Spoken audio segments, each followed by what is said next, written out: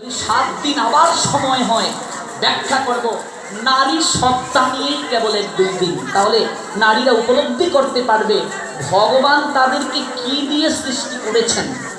নারী শক্তি নিয়ে যদি আমরা আলোচনা করি, এই যে মায়েরা সিঁদুরকে ধারণ করে, এটা মূলত সূর্যকে ধারণ করা, শক্তিকে ধারণ করা।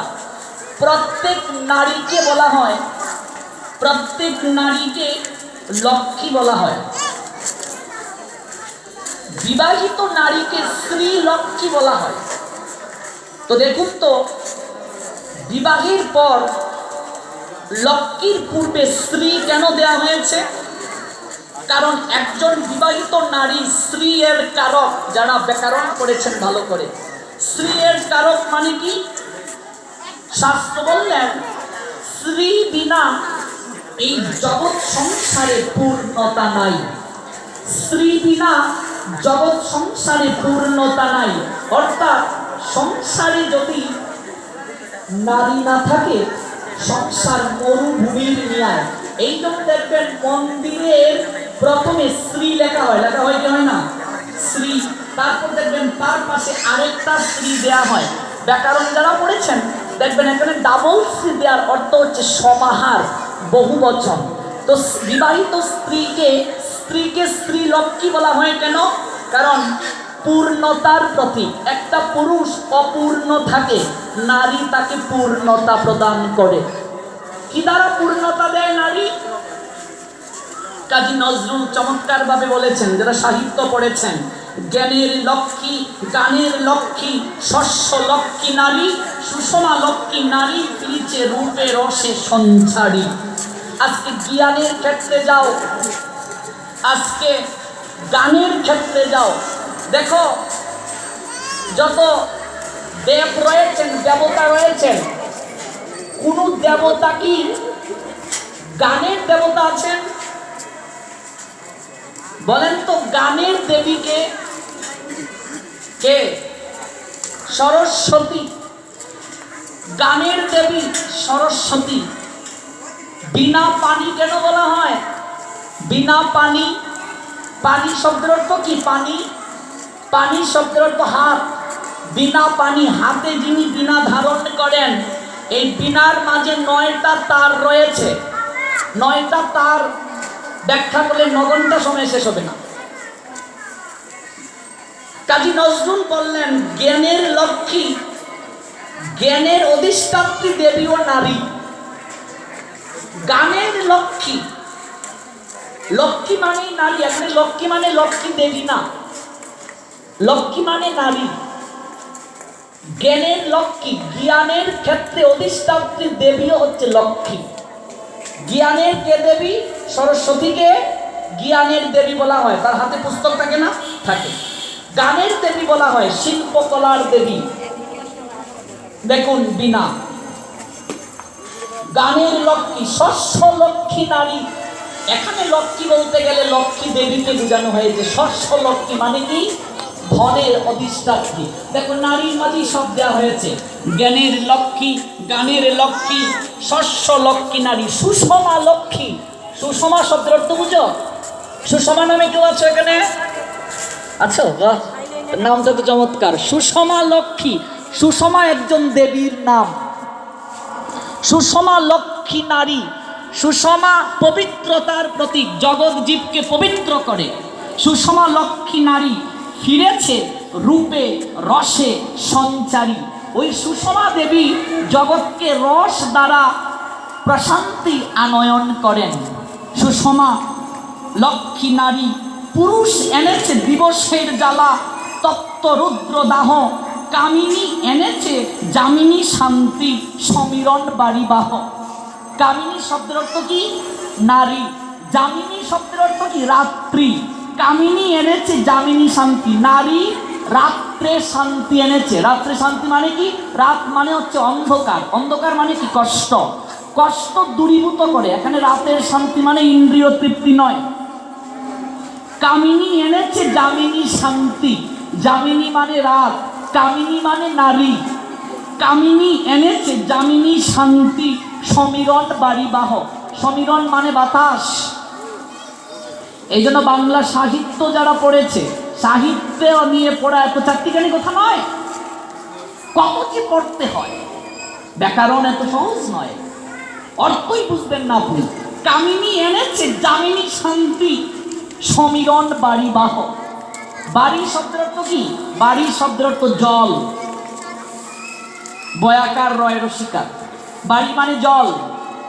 কামিনী এনেছে যামিনীর শান্তি, সমীরণ বাড়ি বাহ।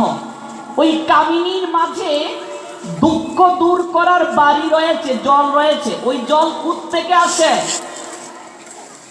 কামিনীর মুখের মাঝে, কথার মাঝে শান্তি রয়েছে।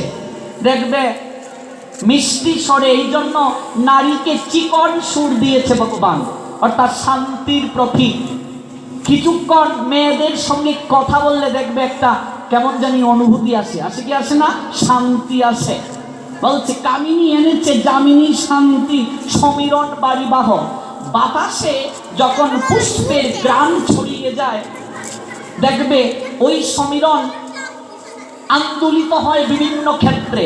এটা যখন গাত্রের মাঝে পড়ে, গাত্র মানে কি? দেহ। গাত্রের মাঝে যখন বাতাস স্পর্শ হয় তখন শান্তি পাওয়া যায়।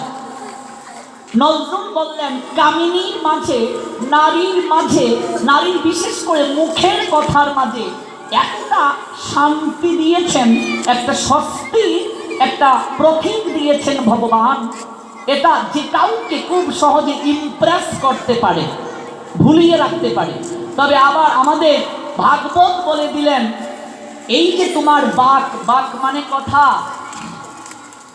এই যে তোমার বাক, অহে নারী, অহে কামিনী, ওই বাকটাকে তুমি জগতের কল্যাণের ক্ষেত্রে ব্যবহার করো। নারী যে কাউকে কথায় ভুলাতে পারে। এই নারী যদি কৃষ্ণ কথা দ্বারা জগৎকে ভুলানোর চেষ্টায় রত হয়, অম্বরীশ মহারাজের চরিত্রে দেখতে পাই একজন নারী, অম্বরীশের এক স্ত্রী জগতের সবাইকে, ওই অম্বরীশ রাজার রাজ্যের সবাইকে ভক্ত তৈরি করে ফেলেছিলেন। একজন নারী, একজন নারী জগতের সবাইকে ভক্ত করে তৈরি করেছিলেন। কামিনী এনেছে যামিনী শান্তি, সমীরণ বাড়ি বাহ।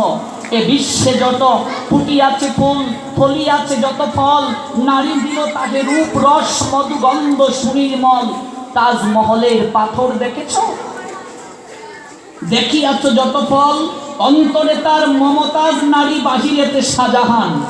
অন্তরে নারী।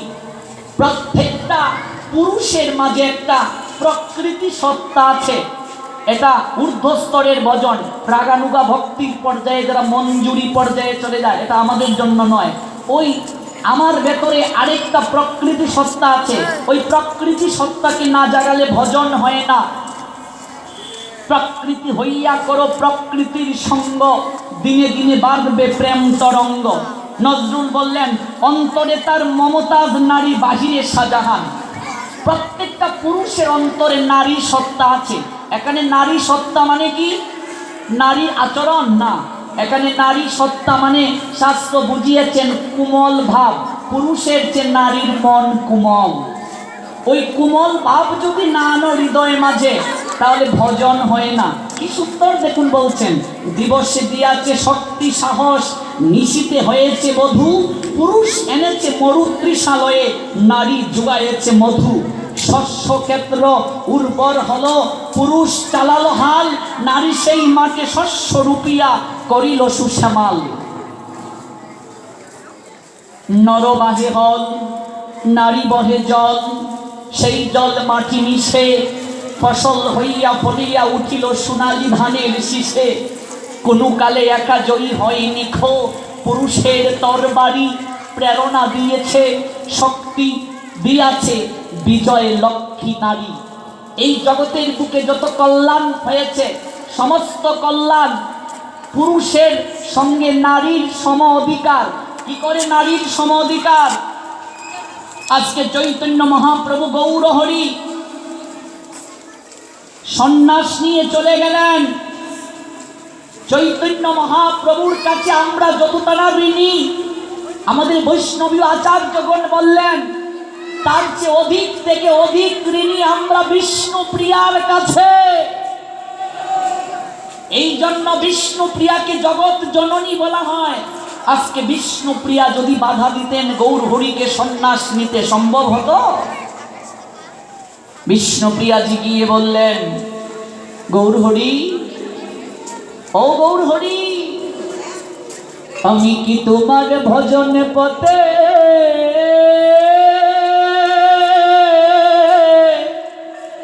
ভজন পথে কথা বলো, আমি কি তোমার ভজন পথের কাটা? গৌর হরি, একবার বলো, যদি বলো আমি গঙ্গায় ডুবে প্রাণ বিসর্জন করব। একটুও বাধা দিলেন না।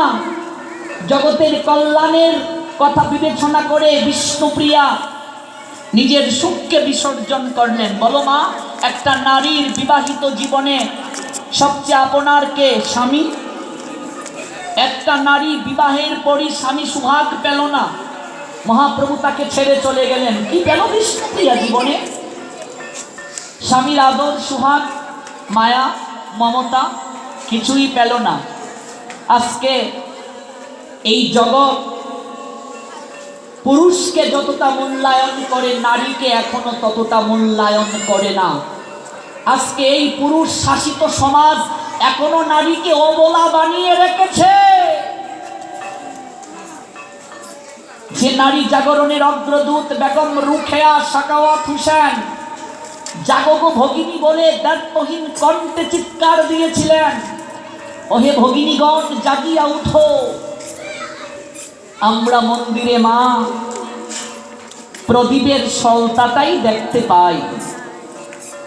সলতা পুড়ে পুড়ে জগৎ জীবকে আলো দেয়, কিন্তু মা এই সলতেটা উস্কে দেওয়ার জন্য যে একটা কাঠি থাকে তাকে আমরা কেউ দেখতে পাই না। এই পুরুষ নামক সলতাকে যদি নারী উস্কে না দেয়, আলো কখনো দেবে না। আজকে গৌর হরিকে আমরা পেয়েছি, যার মাধ্যমে আজকে গৌর হরিকে জগৎ জীব পেল, যার একেবারে উৎসর্গের কারণে তিনি আমার জগৎ জননী মা বিষ্ণুপ্রিয়া। এই জন্য বলছেন, রাজা দিয়াছে রাজা করিতেছে রাজ্য শাসন, রাজারে শাসিছে নারী। রানীর দরদে ধুইয়া গিয়েছে রাজ্যের যত গ্লানি। রাজা জগৎকে শাসন করে, কারো সাহস নেই রাজার উপরে একটা কথা বলতে। আর সময়ে সময়ে কোনো এক সময় ওই রাজাকে রানী শাসন করে, করে কি করে না? রাজা করিতেছে রাজ্য শাসন, রাজারে শাসিছে নারী। রানী, রানীটা একটা নারী না? রানী নারী, সে রাজাকে শাসন করছে। রানীর দরদে ধুইয়া গিয়েছে রাজ্যের যত গ্লানি, রাজ্যের যত গ্লানি আছে ধুইয়া গিয়েছে। বিশ্বে যা কিছু মহান সৃষ্টি চিরকল্যাণকর, অর্ধেক তার করিয়াছে নারী, অর্ধেক তার নর। জগতের বুকে যত শ্রেষ্ঠ শ্রেষ্ঠ কল্যাণ রয়েছে, নর করেছে নারী, তাকে সাহস জুগিয়েছে। পুরুষ পাহাড়ের শিখরে উঠেছে, নারী সাহস জুগিয়ে দিয়েছে, শক্তি জুগিয়ে দিয়েছে। এই জন্য নারী শ্রীলক্ষ্মী, শক্তির প্রতীক। নারী কপালে সিঁদুর ধারণ করে, এই সিঁদুরটা কি? শক্তির প্রতীক। তত্ত্ব কোথায় আছে? আমি শাস্ত্র ব্যতীত কথা বলি না। ব্রহ্মাণ্ড পুরাণের ললিতা খণ্ডে, ললিতাকে রাধারানীর সখী ললিতা নয়, ললিতা একজন দেবী, দেবী দুর্গার আরেকটা নাম ললিতা। এই যে মায়েরা সিঁদুর পরে, এই সিঁদুর হচ্ছে শক্তির প্রতীক। যেদিন থেকে আপনি বিবাহ বন্ধনে আবদ্ধ হয়ে একটা পুরুষকে গ্রহণ করলেন, সেই দিন থেকে পুরুষ আপনার স্মৃতিতে সিঁদুর পরিয়ে দিয়েছে, অর্থাৎ পুরুষ আপনাকে অঙ্গীকার করে দিয়েছে, আমি আজ থেকে একটা শক্তি আমার জীবনে গ্রহণ করলাম। এই জন্য সিঁদুর পরিয়ে দিতে হয়। আজ থেকে একটা শক্তি গ্রহণ করলাম। তত্ত্ব আছে কোথায়? জগৎগুরু শঙ্করাচার্য নাম শুনেছ? সেই শঙ্করাচার্যের সৌন্দর্য লহরী নামক গ্রন্থে সিঁদুরকে মা শক্তির স্বরূপ বলে আখ্যায়িত করা হয়েছে। দুর্গতি হারিণীর প্রতীক রূপে, মঙ্গল রূপী সূর্য হিসেবে ব্যাখ্যা করেছে। এই যে সূর্যের অবদান আমাদের মনুষ্য জীবনে অপরিহার্য। নারী যে সিঁদুর পরিধান করে, এটা মূলত সূর্য দেবতাকে এই জায়গাতে স্থাপন করা, সূর্যকে স্মরণ করা। সূর্য মানে কি? শক্তি। এই যে কথা বলছি, শক্তির প্রয়োজন আছে কি নাই? এই তার দিয়ে শক্তি আসছে। শক্তি যদি না থাকে তাহলে ভ্যালুলেস, সব কিছু মূল্যহীন। আপনি এই জায়গাতে আসতে পেরেছেন, শক্তি আছে বলে আপনার ভেতরে। এই শক্তিটাই আত্মা। শক্তি যদি চলে যায়, কোনো কিছু মূল্য আছে? বলো হরি হরি বল। শক্তির প্রতীক। তাহলে এই যে সিঁদুর, এটার রং তো অন্য কোনো কিছু হতে পারতো, লাল কেন? প্রশ্ন আসতে পারে না? লাল রং সাহসের প্রতীক। নারী সর্বদা পুরুষকে সাহস সঞ্চারণ করে। এই লাল রং এই জন্য নারী হচ্ছে আত্মশক্তি। প্রত্যেকটা নারী আত্মশক্তি মহামায়া রূপিণী। তাই পুরুষের কর্তব্য নারীকে সম্মান প্রদর্শন করা। নারীকে সম্মান করতে হবে। আজকে আমাদের নারী সমাজ এখনো নিরাপদ নয়। 6 বছরের বাচ্চা থেকে 80 বছরের বৃদ্ধা পর্যন্ত ধর্ষণের শিকার হচ্ছে। রাস্তায় ইফতিজিং করা হয়। এই নোয়াখালী